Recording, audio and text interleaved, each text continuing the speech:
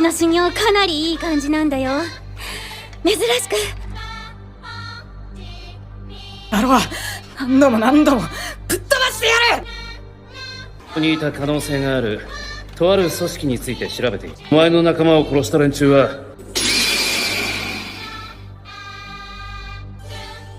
俺に一体何の用だ。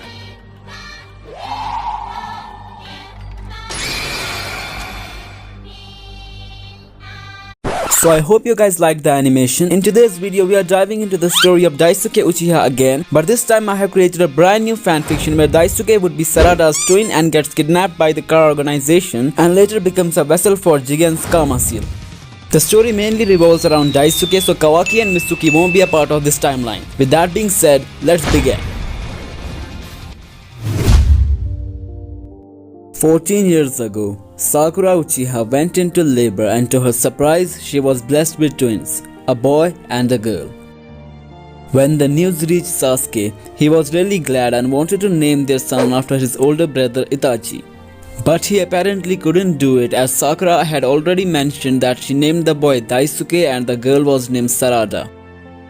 A few years passed and Sasuke always prioritized his son during training, maybe because he reminded him of his dead brother.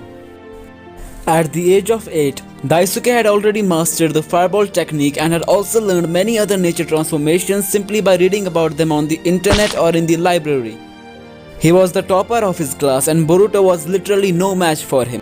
Just like the Naruto and Sasuke rivalry, Daisuke focused on perfection and effortlessly excelled in class because of his talent, while Boruto just wanted to get his father's attention by doing stupid things.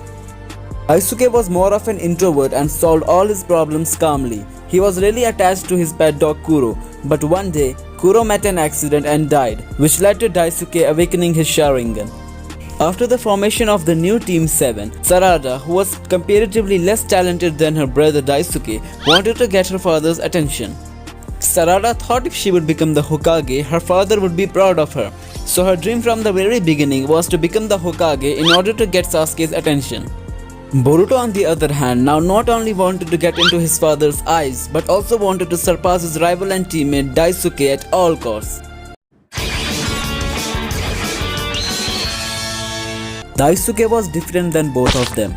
Instead of competing with others or seeking attention, he just wanted to perfect himself in order to become the next Shadow Hokage of Konoha, just like his father.